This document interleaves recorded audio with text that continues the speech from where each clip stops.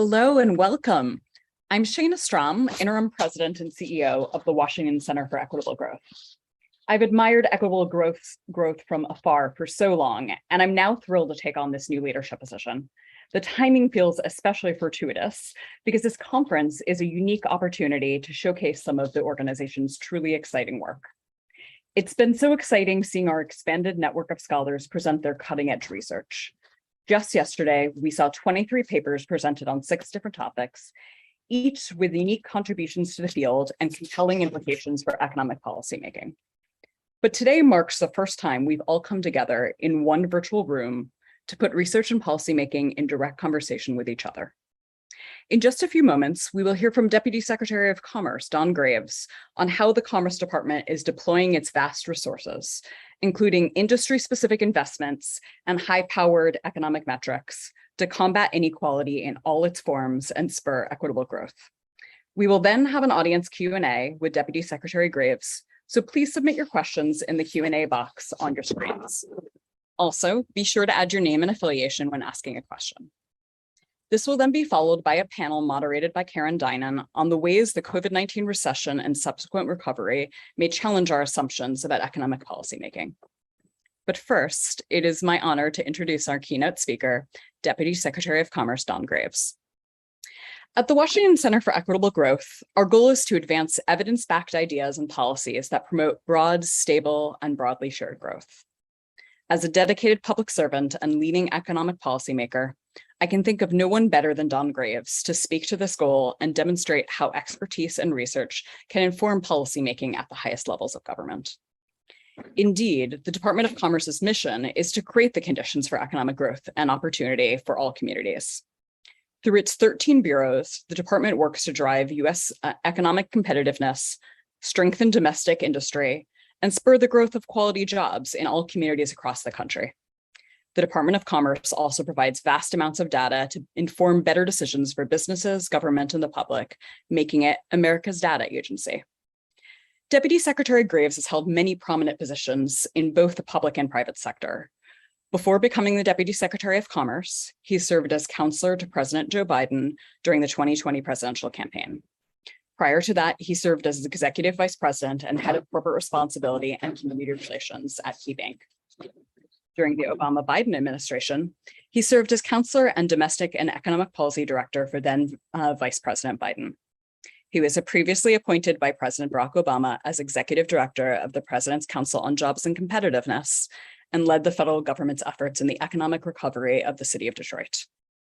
He has also served as Deputy Assistant Secretary for Small Business, Community Development, and Housing Policy at the U.S. Department of the Treasury. He was also the U.S. federal representative to the G7 Task Force on Social Impact Investment. On a more personal level, Don and I served together during the Obama administration, so I am particularly honored to be able to introduce him here. And with that, I would like to welcome Deputy Secretary Graves in joining us today. And I look forward to hearing what are bound to be stimulating remarks. And again, just as a reminder, we will have audience Q&A with Deputy Secretary Graves, so please submit your questions along with your name and affiliation. And now, Deputy Secretary Graves, the floor is yours.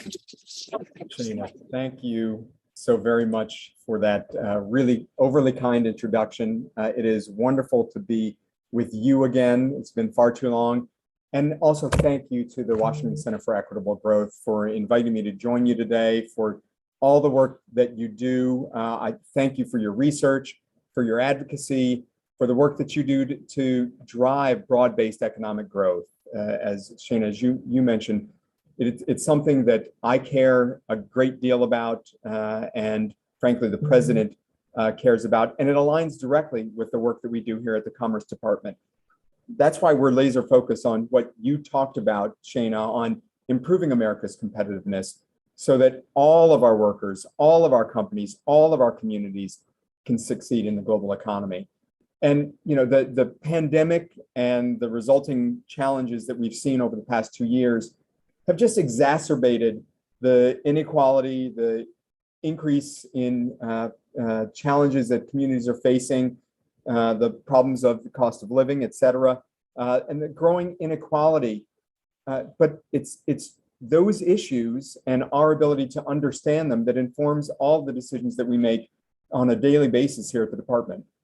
And frankly, it's the research that's provided by organizations like the Washington Center that's absolutely crucial for all of the decision making that we do, all of our policymaking decisions, all of the work that we do. And as you said, we are the data agency in the federal government. We use it for everything that we do. Just a few points just to help people understand why I think this is so important. According to Federal Reserve's 2019 survey of consumer finances, the typical white family has about 8 times the wealth of the typical Black family. And the gap in business ownership between Black and Latino households relative to white households accounts for 25% of the overall racial wealth gap between those groups. So closing the opportunity gap, something I talk about a lot, between minority-owned and non-minority owned businesses and communities could add more than $6 trillion to an economy that is, what, 27, 28 trillion dollars. That is a not insubstantial amount that we could grow our economy. And as I said, since day one, the president has been focused on this. That's why the entire administration, the Biden-Harris administration, has recognized the principles that underscore diversity, inclusion, equity, accessibility, and why it's so essential to fulfilling all of the goals that we have in creating a more equitable economy. Thanks to the leadership that the president has shown over the last year and a half, Congress has actually passed more important new legislation than, I think many presidents are able to pass, or Congresses are able to pass in the entirety of their administration.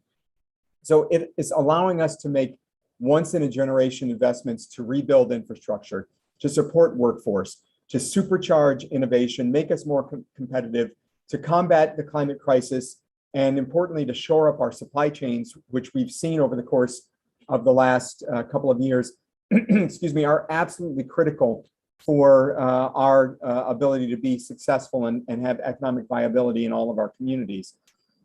Using nearly $50 billion of just $50 billion of the bipartisan infrastructure law, we here at Commerce are making once in a generation investments in affordable high-speed internet to every American. It's something the president has talked about a lot.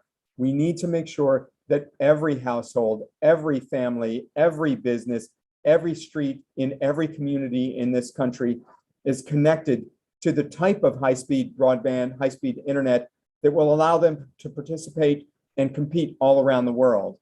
That includes nearly $3 billion to fund through the Digital Equity Act that will allow us to promote digital inclusion. It'll allow us to ensure equity for communities that have been historically unserved or underserved when it comes to high-speed internet access. And that includes the ability to make high-speed internet affordable. It's not just about making sure that there's access, that we're building to that last mile. It's also making sure that people can actually afford to use it.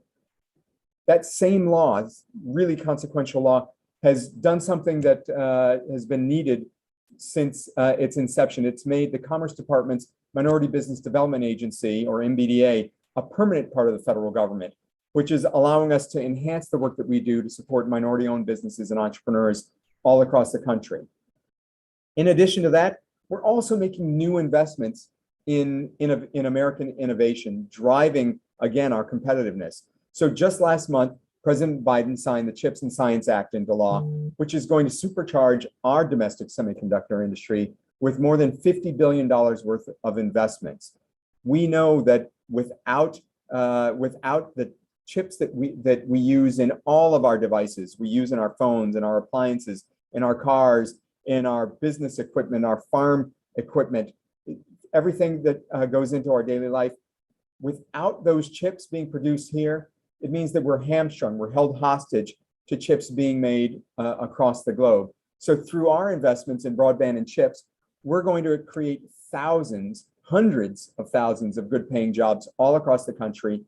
We're doubling down to make sure that communities of color, rural communities, and other underserved populations are getting everything that they need so that we can build a better America. And it's just a matter of fairness. But this is also not just, it's not just a matter of fairness. It's also about economic success. It's essential to all of our programs that we do this in an equitable way so that we can build the type of country that will allow all of us to be successful. But we're not making any of these investments in a vacuum. We're relying on evidence, evaluation, and data to ensure that we're bringing the best possible return on all of these investments. Shana, that's why you and I have been so focused on evaluation, on the data, on making sound decisions based on the data. Earlier this year, the Department of Commerce released our first ever learning agenda as a companion to the department's 5-year strategic plan. Learning agenda, which was required by law, is meant to bring the best possible formulation, the best possible information to our analysis that will guide our decision-making going forward.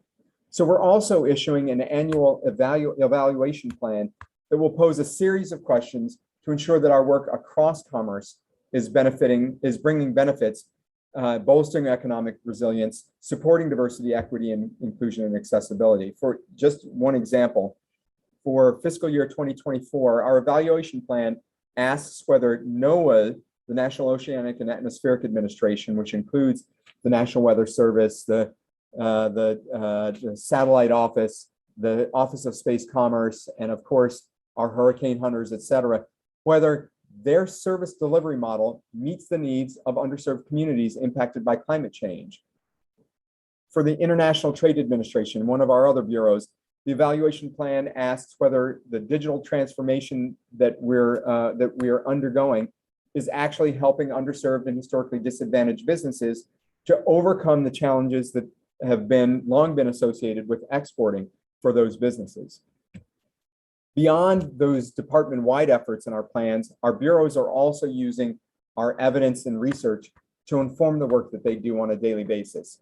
So just as an example, and something that I know many of you have been paying attention to, the Economic Development Administration and the Census Bureau have established a partnership to collect data on EDA's Good Jobs Challenge, which was one of our American Rescue Plan programs.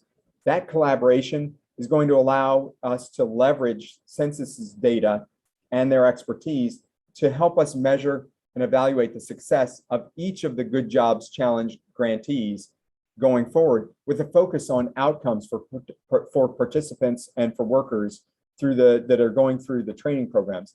That's going to make sure that the program is having the right type of impact. Likewise, MBDA has conducted and published research on the relationship between inequality and the broader economy, and has established a unit that's specifically focused on spearheading further research.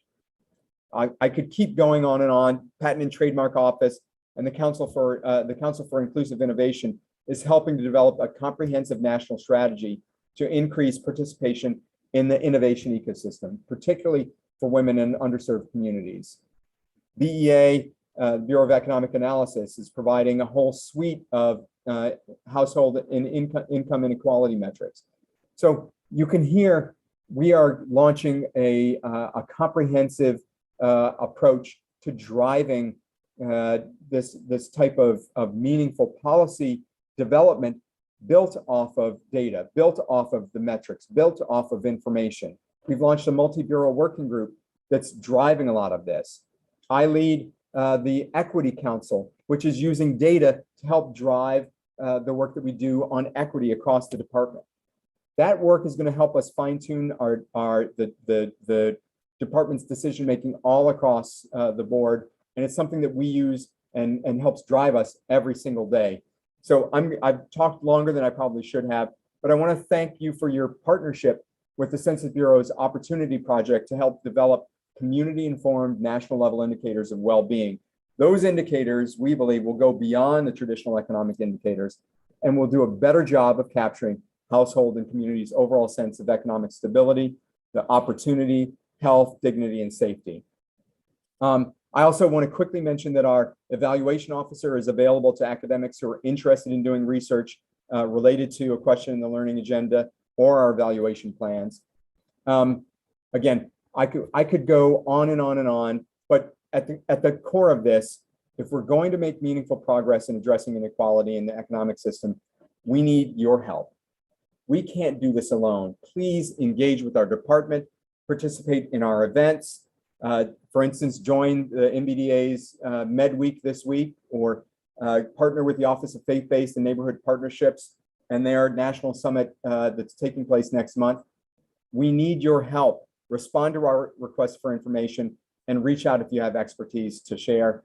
I think together, all of us can create a more equitable economy that works for all Americans. So with that, Shana, I talked longer than I wanted, but I thank you for the opportunity to be with you. No, thank you so much, Deputy Secretary Graves. Those were very thoughtful remarks. And I should also say that I know that some of our grantees are actually meeting with MBDA later this week as part of the conference. And I know folks are very excited about that. So was glad to hear that in your remarks. Now I'm going to turn to some questions from our audience. And the first question that came in is, in the first 2 years of the pandemic, timely and frequent data was incredibly important. New products like the Census's Household Pulse Survey were valuable to researchers and policymakers alike. Recognizing this, will the department accelerate the production and release of other data, adding quarterly releases to products like distributions of income at BDA?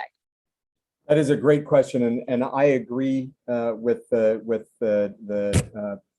it was that put that in. The work that both Census and BEA did during the pandemic to make data more readily available, to take advantage of the different ways of providing data and information is critically important. We are working right now to find ways that we could speed up the production of data, making it more relevant to folks so that and timely, so that people can use it in their decision-making processes, both across government and also, of course, researchers, academics, decision makers all across the country. So it's something that we're working on, and I don't want to get ahead of Undersecretary Jed Kulko on some of the things that he's doing, but just know that we are looking at ways that we can do a better job with respect to data production, the speed at which we bring it to make it transparent or bring it to the public. But we're always looking for ideas. So if you do have suggestions on specific data products, please let us know. You can come to me directly if you need to, or to Jed, but we stand ready to be good partners on any of that. Wonderful. So I think we have time for one more question. And the question from the audience is, industrial policy seems to be having a moment. How do you define that term? And do you see the CHIPS Act and other recent pushes in that direction as a fundamental shift in economic thinking, a more visible example of what we've always done, or something in between? It is a fantastic question, and everyone is talking about industrial policy, industrial strategy, and I think for good reasons. For years, we in Washington and business leaders have too often argued about deregulation, about tax cuts, about those types of strategies to drive economic growth and competitiveness, to create jobs, to raise wages, both in the U.S. and globally. And I think that the challenge is that approach, the rising tide, if you will, that lifts all boats, that assumption has not worked out the way that we've wanted. We've had decades and decades of that approach, and clearly it's not working for every community. And in many ways, it's left us less competitive than we should be. So tax rates and making sure that we're competitive are important, but so are the types of investments in our future that are absolutely critical for our workforce, for our communities, for our economy, particularly when you're facing challenges from economies that are essentially command and control economies. When they can make decisions on their own about which part of the country is going to invest in which technology, you have a much greater ability to sort of pick the winners and focus your attention on those innovations, particularly if you're stealing technology and ideas from other countries. We are not a command economy, nor should we be, but we can certainly do a much better job of prioritizing our investments at home and in cooperation with our partners and our allies. We already know that we lead the world, for instance, on chip design. It's something that we've done since the Silicon Valley became a real thing. The challenge is around chip manufacturing and our capacity here in the US, particularly in the most advanced chips, and in the entire ecosystem for chip development. That puts us really vulnerable. It puts our economy at risk. So the work that we're doing through the CHIPS Act, is going to allow us to drive US industry in a way that is more thoughtful, that allows us to prioritize those parts that are critical for our long-term economic and national security. And it's a way for us to help reshape America's technology innovation ecosystem in a way that was similar to what we did with Bell Labs or Los Alamos. So it's an historic investment, but going back to where we started, we have to do it in a way that is inclusive, that is thinking about the broader ecosystem, that is thinking about regional economic transformation, not just a particular fab or manufacturing plant in one community, but ways that we can build into our decisions that tie with our infrastructure, our workforce development, building the logistics chains that will work. So we're building a better ecosystem across the board, that we're bringing in small and mid-sized enterprises. That's the way that we can create an industrial policy that works for all communities. And we're not constantly having this race to the bottom that we've seen in states and communities across the country for year after year. So longer probably, Shana, than you wanted, but I get a little bit passionate about industrial policy and the opportunity that we have right now with all of these different programs, with the wind at our sails and our economy performing better than almost any other economy in the world right now. It gives us a huge leg up on the rest of the world. Well, thank you so much, Deputy Secretary Graves. We really appreciate you being here. It was great to hear from you today, and those were some great insights. And I think that's all the time we have for this. And with that, I'd like to turn now to our next panel session. Is this the new normal? Economic policy making in the wake of the COVID-19 recession. I'm looking forward to hearing our panelists' thoughts on the challenges and opportunities in economic policy making during this unique moment in our nation's history.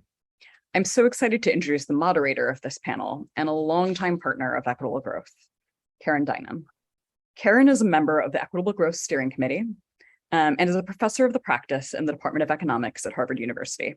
She previously served as Assistant Secretary for Economic Policy and Chief Economist at the U.S. Department of Treasury from 2014 to 2017. Please join me in welcoming Karen Dinan. Thank you very much, Shana, for that introduction. As you said, I have been a partner of the Washington Center for Equitable Growth for a long time now, and I'm thrilled to be playing that role. And I'm thrilled to be moderating this panel. That was a fantastic and inspiring speech by Deputy Secretary Graves, and I'm just delighted that we can follow up on that speech with our own conversation. I think it's going to be a great discussion. I have with me two people who are both deeply committed to the importance of good policy, as well as the critical role that research plays in forming that policy. You'll hear from them in a minute, but just briefly, Fiona Scott Morton, who is the Theodore Nierenberg Professor of Economics at the Yale School of Management, and also a former Deputy Assistant Attorney General for Economic Analysis at the Department of Justice, and an expert on all things related to competition. I also have with us Peter Gagnon, who is currently Associate Professor of Public Policy at the University of Chicago Harris School, and also has important hands-on government experience, serving on the staff of the Council of Economic Advisors, and also, and I didn't know this until I read his bio, working for the city of Boston, where I'm located for a year, which is very cool. And Peter has done all sorts of interesting research on sources of hardship and financial strains for households and the role that policy can play mitigating those things. Anyway, before we get to our panelists, I'm going to start with a few remarks of my own on the topic for this session, the new normal for the economy. And I'm going to start on a positive note. I think it's always good to start on a positive note by saying that there actually is a lot to be happy about coming out of the pandemic, and what could have been just a terrible period of hardship for people in America and in other parts of the world. When you consider just the mind-blowing scale of job loss we saw in early 2020, as well as other disruptions, the hardships facing small businesses and so on. But thanks in part to a robust fiscal response, households have saved a bunch.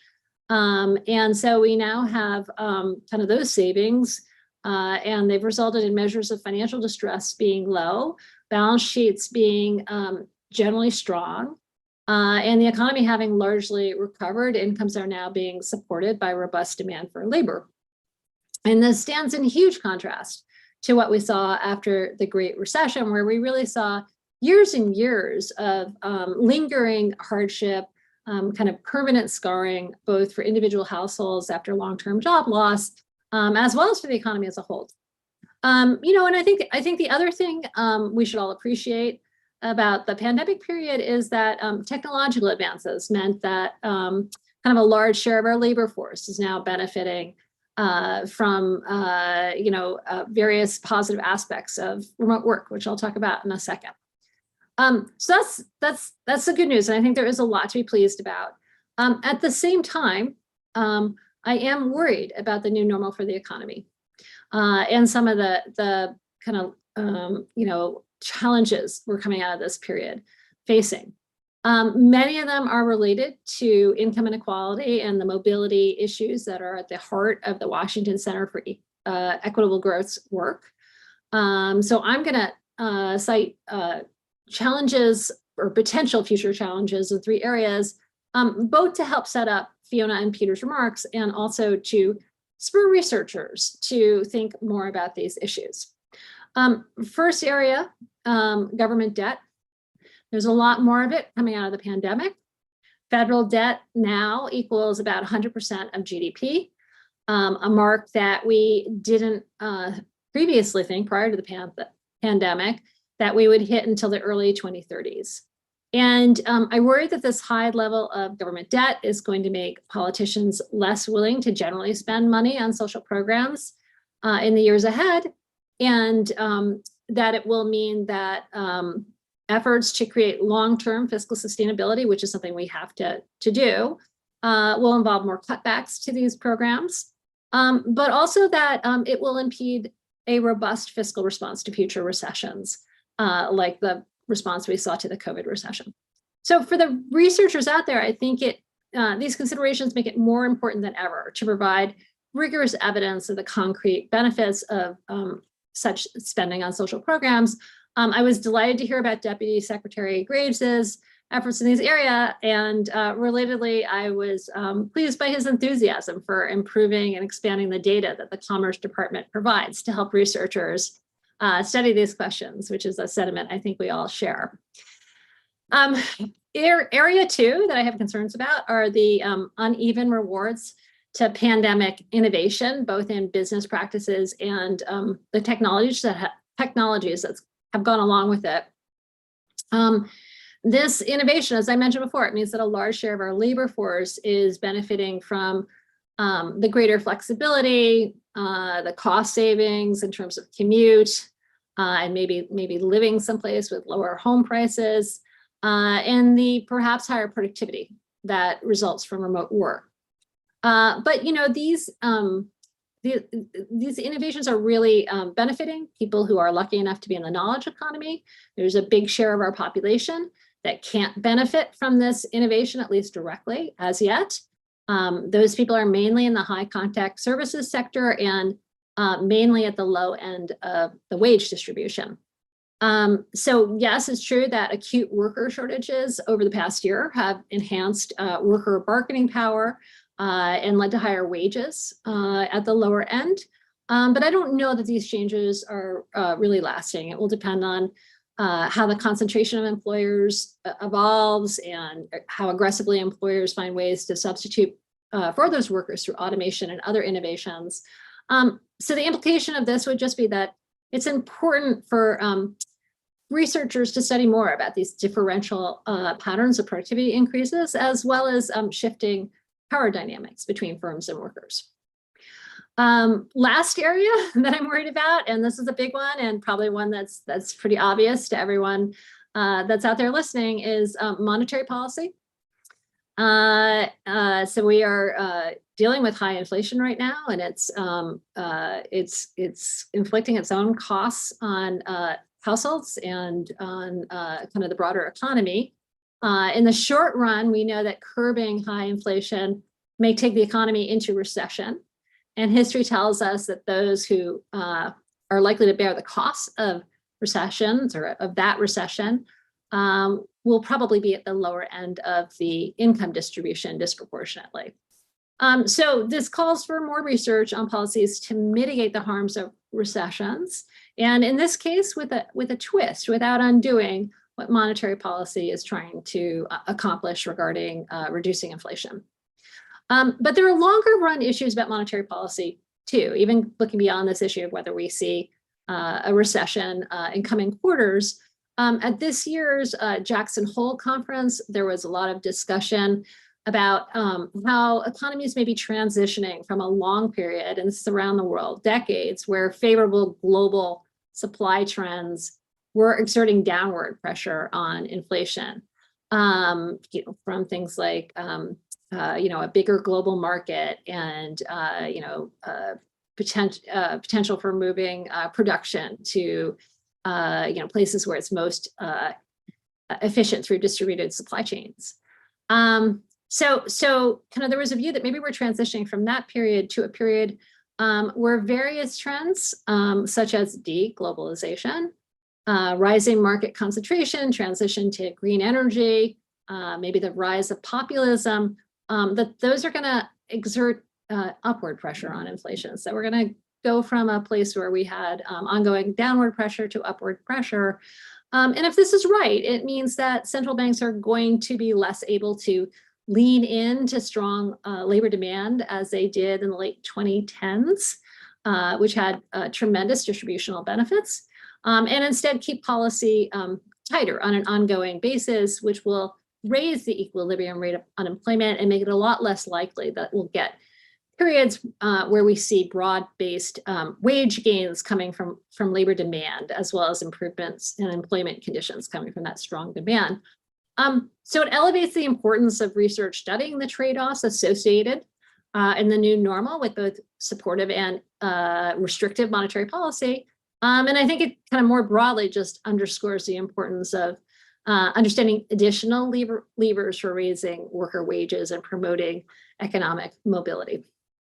So I've talked a bunch, but that's some of the policy areas that I'm thinking about these days in the context of the new normal, and some of the things that I think would benefit from more research. But I'm now going to turn to our panelists, who are going to offer their own take related to their areas of research expertise. So I'm going to start with Fiona Scott-Morton. So Fiona, as I said before, you're an expert on all things related to competition. I know you are a proponent of strong antitrust enforcement. Many people may not think of antitrust as being connected to inequality. So I was wondering if you would talk about how you see the link between antitrust and inequality.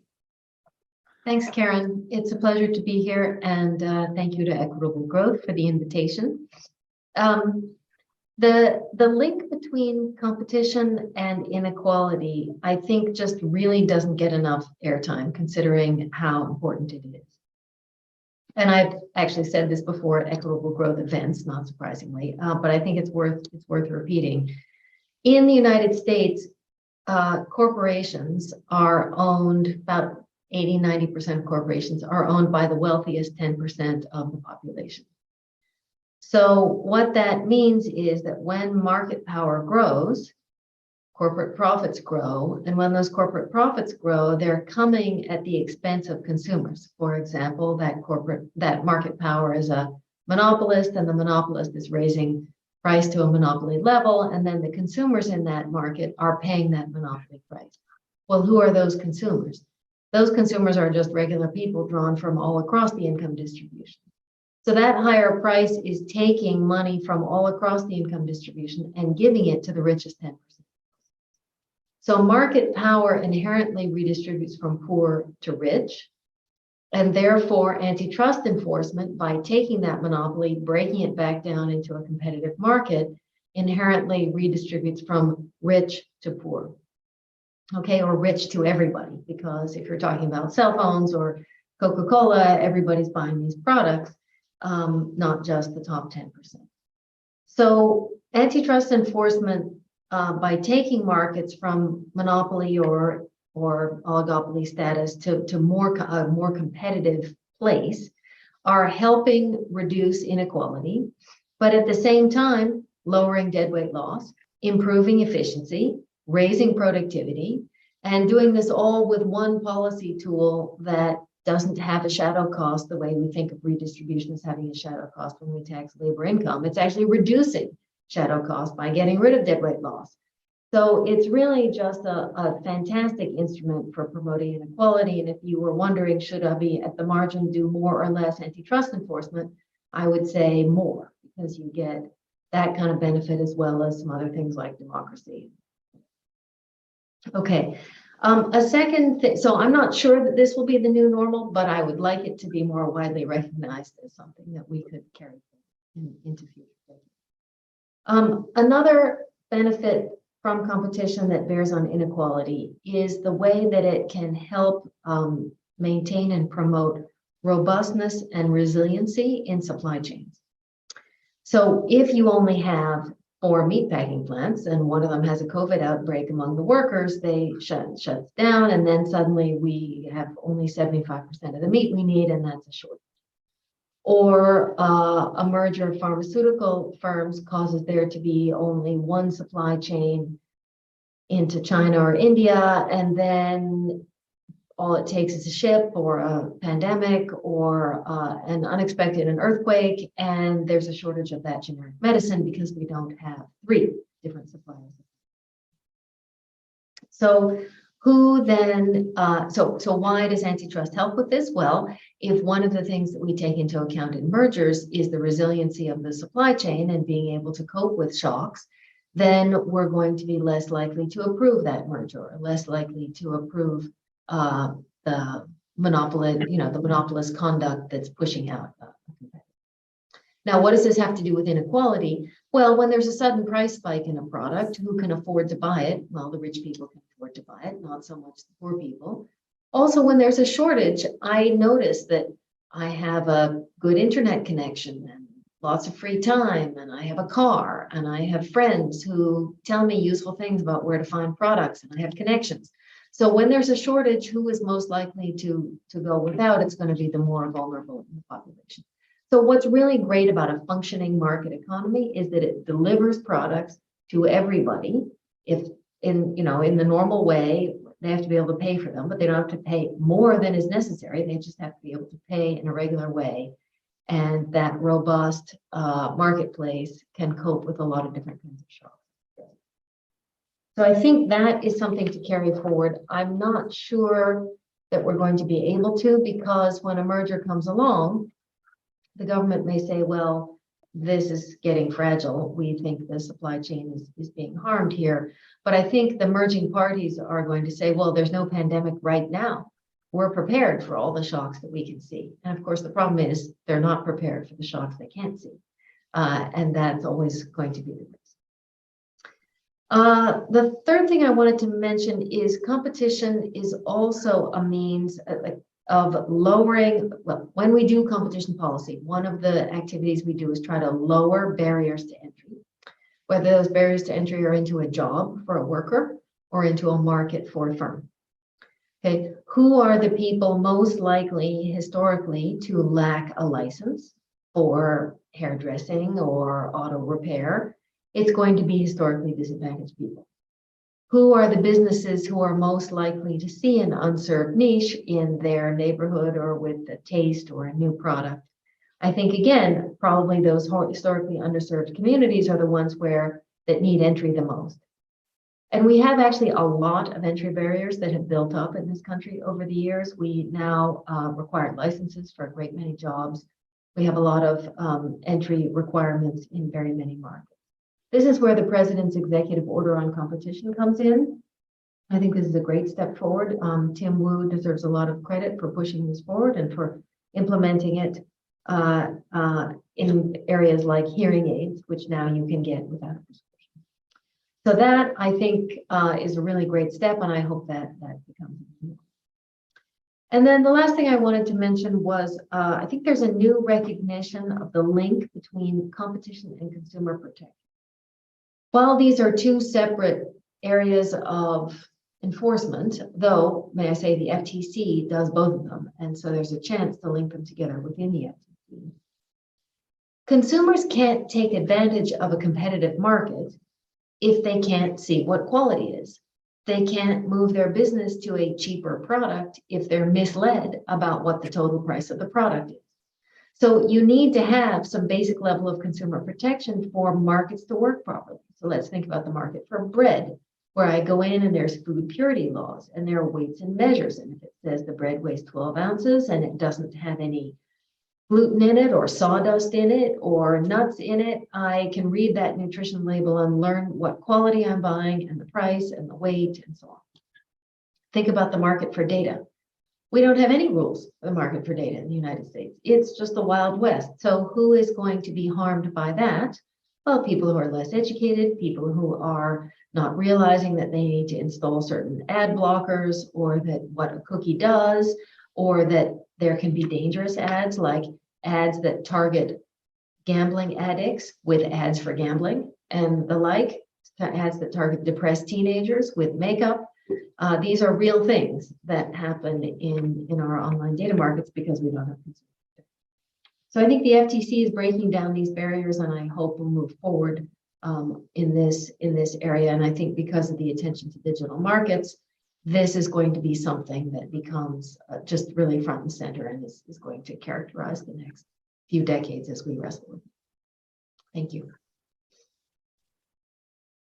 Thanks very much, Fiona. That was fascinating. Let me go now to Peter. Peter. Hi, can you hear me okay? Yeah, you've done a lot of interesting and important work on social insurance and its linked to inequality. So I'm curious about kind of what the lessons you've taken away from both your research, but also from the COVID-19 period more broadly, on how we can build the muscle of our social insurance system. Thanks, Karen. Thanks also, Jonathan Fisher, for inviting me to be on this panel. And finally, thanks to Equitable Growth. So Equitable Growth has funded research that I've done on labor income risk and consumption smoothing, and particularly understanding how there's inequality in consumption smoothing by race and by liquid assets. So I'm really excited to be here today. So the question at hand, I understand, is in what ways did we innovate as part of the COVID-19 response to the COVID-19 crisis, and what can we learn from it, and what questions do we still have? And Karen, I actually thought it was a little funny that you said pandemic era innovations have, you said potentially had unusually favored workers who are part of the knowledge economy. I think you could make the reverse argument in the sense that we had a lot of policy innovation that was specifically targeted at helping low-income workers and workers who were laid off and people who were food insecure. And so I want to talk about a bunch of the new things that happened, and then what I think are some of the lessons that come out of those new things that were tried and have now been wound down, but I anticipate and I hope will come back in the future. Or I hope they don't come back, but if there's a problem, I do hope that then we're able to stand this stuff up again. So one of the first things that we learned is that, and many people, including at Equitable Growth, had said this in the abstract, that the unemployment benefits system had become Swiss cheese. And we saw that in practice, unfortunately, in the pandemic, that there was a massive hole or set of holes in the sense that there were many workers who were not covered by regular benefits. And then the good news from a safety net perspective is that they were instead covered by this program, which was called Pandemic Unemployment Assistance. And there's some amazing reporting by Sean Dunnan and a couple of other authors at Bloomberg who showed that in Georgia, Black workers were twice as likely to be denied regular benefits as white workers. However, 90% of the workers who were denied, Black or white, ended up instead in this supplemental program, Pandemic Unemployment Assistance. So it's an example where there was a big hole and a new federal policy basically caught people that were falling through that set of holes. There were other aspects of Pandemic Unemployment Assistance in particular that were innovative, which is that it covered unemployment, not just for being laid off, but also for caregiving obligations and for being sick. And historically, UI has been exclusively the provenance of covering, helping people who've been laid off, but there's a lot of labor income risk that comes from places other than being laid off. And this is one of the first times at a large scale that the government recognized that and then took action to try to address that type of income risk.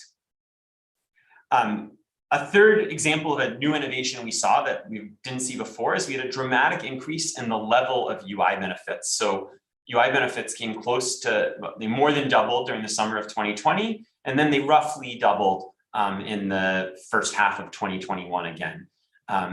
And so it's just an expansion that we wouldn't have imagined ever happening as of 2019, and I imagine again will be on the table for future recessions.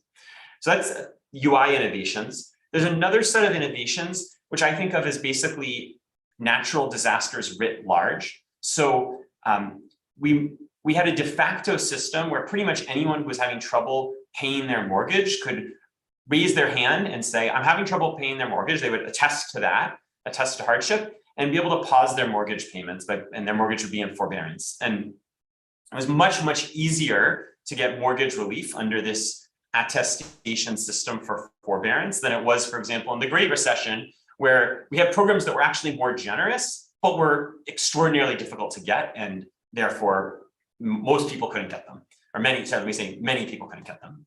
Another example of a natural disasters writ large expansion was pandemic EBT, which was an expansion of SNAP, also known as food stamps. Again, we had the rails there before, we did it on a larger scale. And then a final example of an expansion was the Emergency Rental Assistance Program.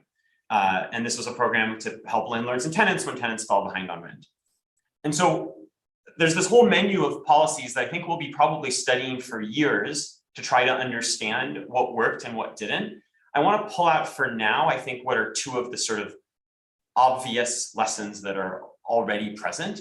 So one is, in general, the more you try to build a new program in real time, the more you will fail, or the more the government will fail, or a business. It doesn't have to be, this isn't a government specific point.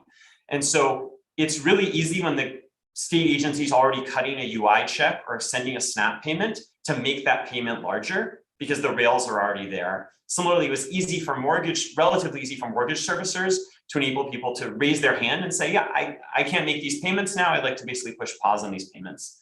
Those are all things where the rails were there for targeted policies, and we were able to basically expand what was happening on those rails. In contrast, for the Emergency Rental Assistance Program, the government tried to build something from scratch, and to a first order, it failed in the sense that it didn't get the money in the hands of tenants and landlords in a timely fashion at all. And one reason for that is it was a totally new program with totally new eligibility criteria. No one knew what the rules were when it started. And so that was much more harder to set up. And so that's general lesson one. The more you do in real time, the more you fail. So you have to use the rails you have. And then the second, I don't know, I guess I would call it a lesson, is that sometimes there's exceptions to this rule. And I think of pandemic unemployment assistance as something in that vein. So it was a completely new program, but it covered all sorts of types of income risks that hadn't been covered before, like stopping work from caregiving, stopping work from being sick. It covered people who were not previously eligible before, and particularly had these positive equity impacts in terms of covering Black workers who were left out of the regular UI system. And yet it was built in real time. And so the In terms of going forward, I think that the lessons that I take away, and this is now sort of shifting from like, what have we learned and what are research questions to thinking more about policy, is that if you think of this like baking a cake, we would like, or I would like to have all of the ingredients, you know, when I cook with my kids and I cook together, and often, at least when I'm organized, which is not all the time, I line up all the ingredients out on the counter before they come into the kitchen, because I mean, it's chaos anyway, but like it's even more chaos if I haven't gotten the ingredients out in advance.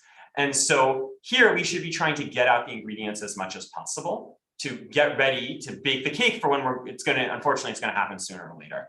And I think about baking the cake in two different types of buckets. One is building pipes. So actually I'm gonna do the reverse. Let me talk first about setting rules, and then let me talk about building pipes. So in terms of setting rules, I think one interesting question, which equitable growth has historically been at the forefront of, and I hope will continue to be, is should we have triggers to automatically expand policies like UI benefits when a recession hits? And a recent paper, and I think Jonathan hopefully will be able to put the link to this paper in the chat, and Jonathan, I think also previously linked to the Sean Dunnan Bloomberg article, a paper with John Gruber and Gabriel Chodorow-Reich.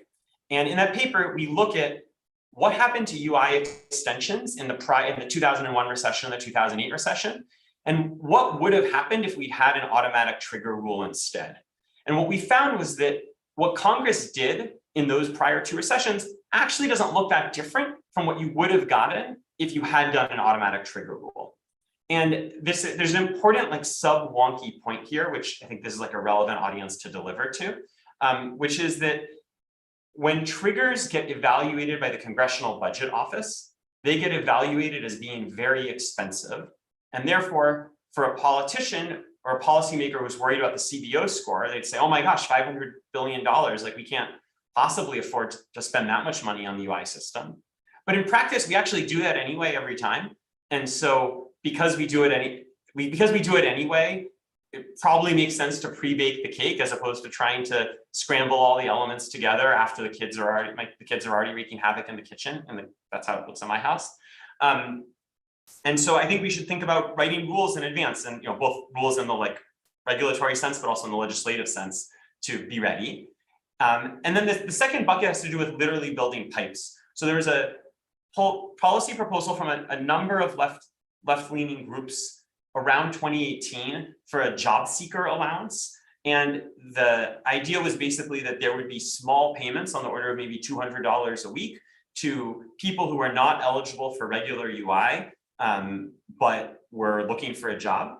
And I think this is a good idea intrinsically, but I think it's also a great idea from thinking about the preparing from baking a cake. And so there's a point that my co-author Fiona Gregg makes, but I'm on the panel, so I'm going to make the point in her voice. So basically, it's really, really hard to set up a new program from scratch. And it's really much easier to scale up an existing program where you already have the web portal set up, and you already have contracted with the vendor who's going to issue the payments, and you already know what it's like to receive applications. And so if we had a small job seeker allowance now, we'd be in much, much better shape to scale up a program like that when the next time where we need a lot of social insurance for people who are outside the regular safety net hits.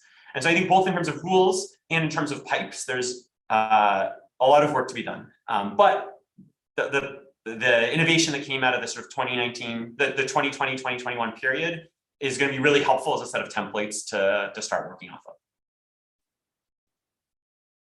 Thanks. That was fantastic from both of you. And your experience kind of thinking about kind of actual kind of real world policy really shows through. I like that you both emphasize some of the practical difficulties of making good policies. I've got a few questions that have come in. I'm going to start with you, Fiona. Okay.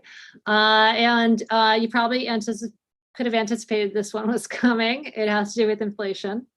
So macroeconomists, most of them do not see market concentration as the primary cause for the big run up in inflation that we've seen over the past year.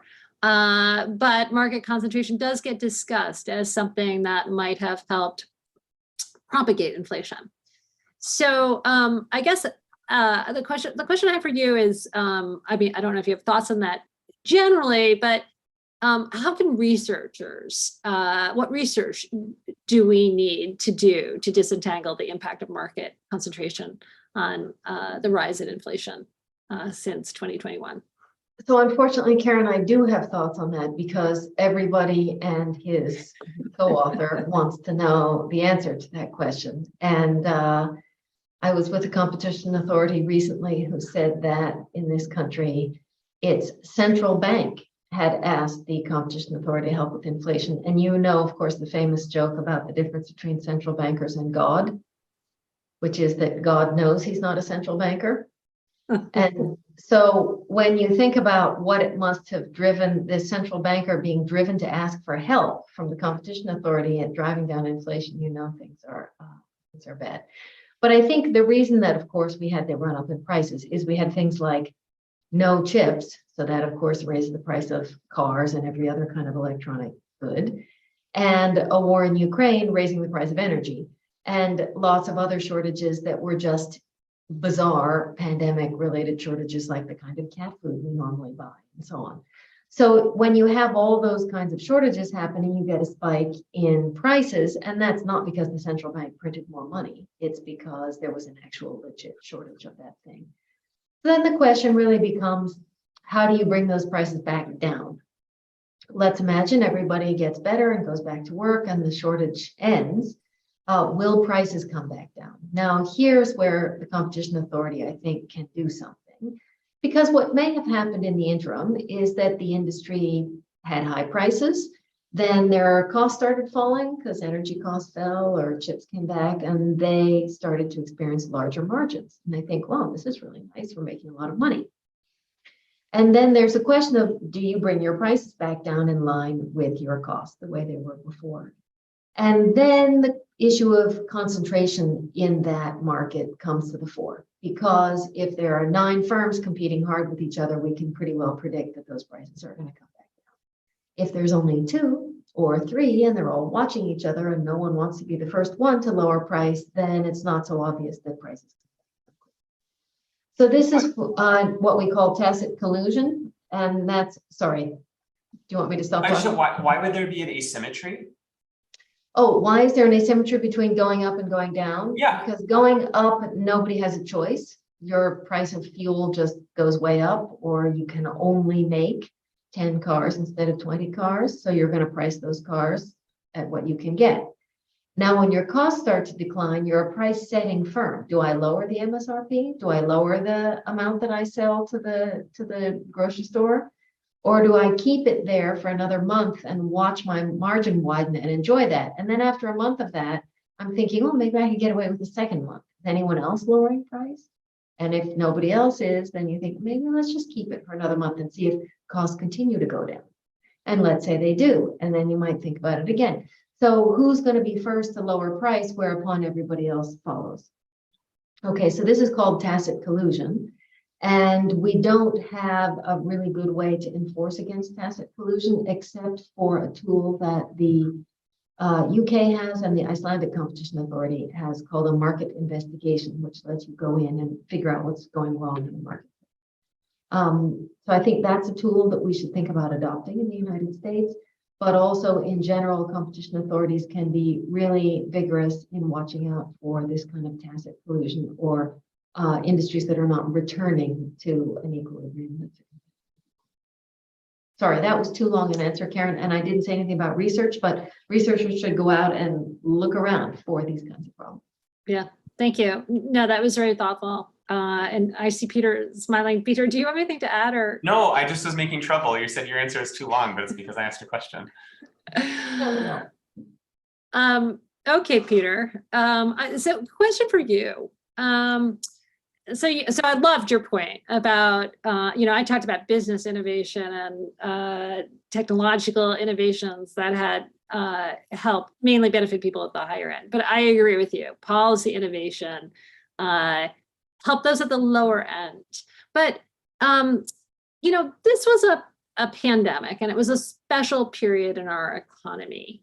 And I just, and there are all sorts of differences between kind of the economic environment that we were facing during the pandemic and what we would be facing in a normal downturn. And so how many of the lessons, that we took away from the pandemic period are generalizable in a post-COVID world? I guess I have, one thing that came to mind as you were speaking was we thought long and hard about like whether there could be unemployment insurance for self-employed people when I was working in government. And the issue that always came up was the moral hazard. If you have, someone, for example, who is driving for Uber, which would be someone who in ordinary circumstances wouldn't qualify for unemployment insurance, but they were claiming, well, I'm unemployed because I can't get as much work as I would like. But there's just this moral hazard as to kind of what that means, like when you're choosing how many hours to put in if you're a self-employed person. And we didn't worry about that so much in the pandemic, right? Because it's pretty clear that Uber drivers did not have work in the early part of the pandemic because people didn't want to get into a car with someone they didn't know. So I was just curious, that's one example, but just more broadly, kind of how much of this policy innovation kind of works, kind of more generally. Great. I love that question. Let me try to answer with three specific examples of what things will and won't port, or what aspects of different policies will and won't port. So first, my co-author Joe Vavra loves to make the point that normally we need, one of the roles of UI is to verify, one of the roles of unemployment benefits is to verify that a worker has been laid off, and there's no way to verify that a worker has been laid off for self-employment, as you noted. And so it's not clear that you would necessarily have a large scale, it's not clear outside of a recession how to design a large scale program. And I think I want to make two. So first, for that, I agree. And yet there's so many different holes in the system that we could plug a lot of the holes effectively that we haven't plugged previously. Just to give you a concrete example, it looks like about half of the people who received payments through the PUA program I mentioned actually were not previously self-employed, but were wage earners who had insufficient earnings to be eligible for state UI programs. So that's an example where we still have the regular mechanism to verify layoffs if we want. You can call up the employer and ask, did you lay off this worker? And so it revealed in a way that we didn't understand just how many people were falling through the cracks of the regular system, but actually experiencing meaningful income displacement. One thing I want to just mention briefly, and I think Jonathan's going to put a link to this in the chat, that we learned is we looked at what were the income losses, income declines for people who get regular UI and people who got this alternative program, pandemic unemployment assistance. And you might have expected, if you took the, not that you took this view, Karen, but one might take the sort of skeptical economist view of, people are going to sign up for this program who don't need it. And so there's going to be a lot of moral hazard in the alternative program that there won't be in the regular. The income declines before program receipt were basically the same for people who were in the alternative program and were in the regular program. So at least in the past, we didn't see much moral hazard. And I hope and expect next time around, we'll basically run similar tabs. And so we'll be able to pick up not in real time, but within 3 months, if there were a lot of moral hazard, we should be able to pick it up with bank account data in relatively short order. Not saying it won't be there, I'm saying we have tools. Two other types of policy innovation that I think will translate more easily and directly. So first, again, in the UI space, the policies that were used last time around were in the form of supplements to weekly benefits, so an extra $300 or an extra $600 per week to weekly benefits. And in a paper with, I mentioned before, Joe Vavra, Fiona Gregg are two co-authors, and also Pascal Noel and Daniel Sullivan. I think Jonathan's also going to put a link to this paper in the chat. We study basically what would that policy have done in normal times, and think about what are the effects of alternative policies that you might have used to increase the potential or increase the impact of the unemployment insurance system in a non-pandemic recession. And there's one particular thing that came out of that paper that I think is like relevant to share for this audience.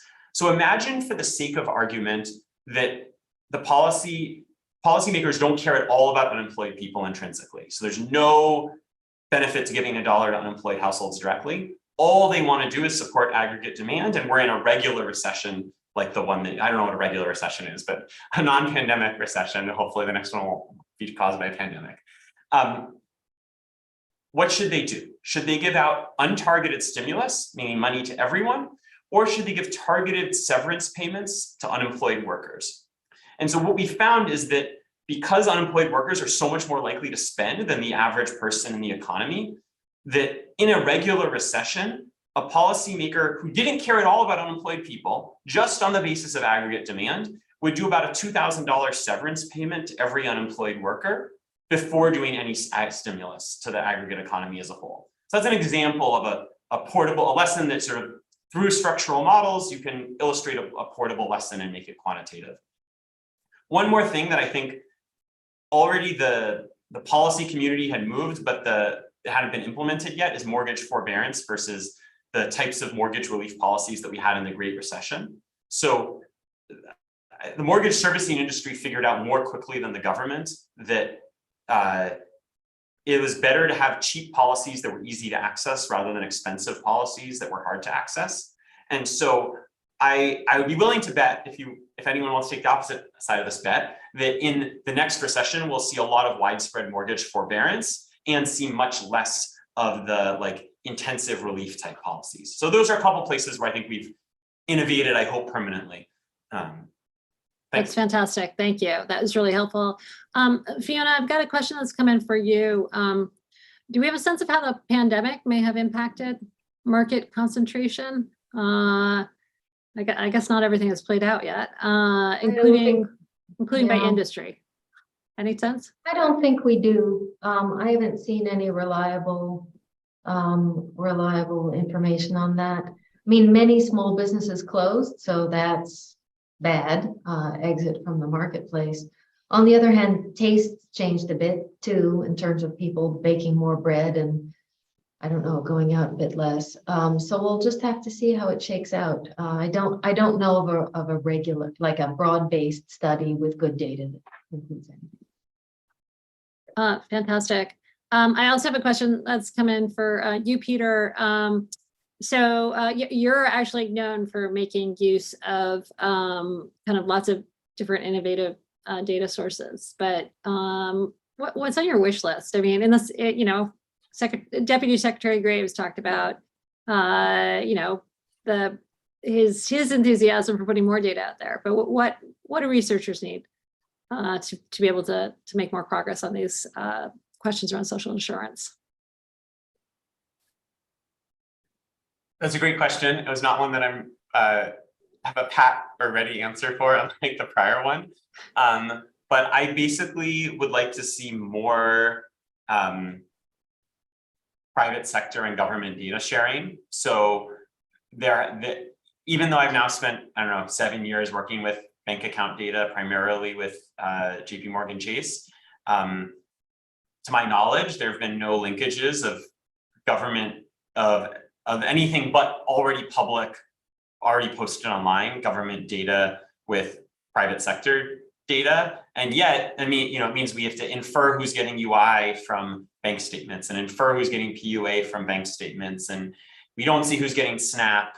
And so, if you are working on the government side, thinking about ways to safely share those records, safely and confidentially share those records with private sector entities that have set up vehicles for research, I think that's like a real opportunity. And then I also think there's an opportunity for government agencies to ask for data from private sector actors, right? I mean, if there's a policy need for you to study X, like someone in the private sector might have that data and you might be able to get it, and there might be more of an opportunity for a cooperative relationship than you realized. I mean, I should be clear that like I'm neither a private sector actor nor a government actor, so this is all like way above my pay grade. But you asked for wish lists, like you could imagine more sharing happening on both sides, both with more sending more requests and being more willing to send stuff out.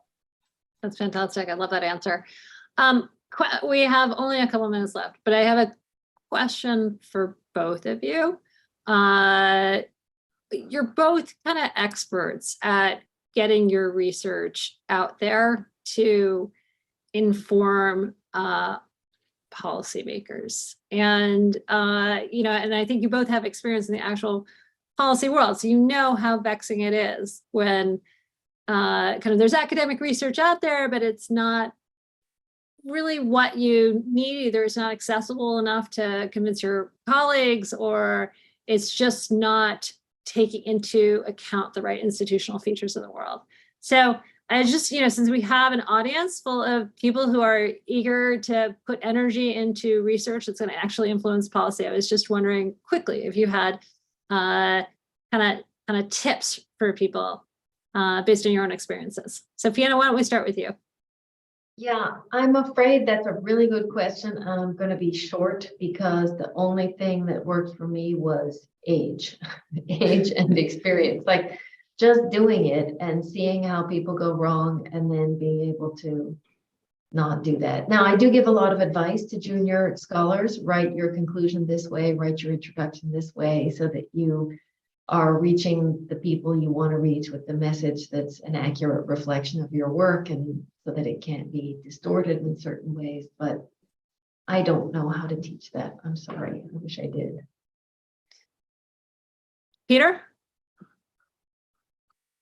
I'm not going to answer with my own words. So we just had one of my colleagues, Konstantin Sonin, was spending is a political scientist / economist who spent the year in Russia and then came home when the war started and has done a lot of public engagement. And so this fall, he just addressed our incoming students here at the Harris School of the University of Chicago, basically asking the question, like, what do I make of the sort of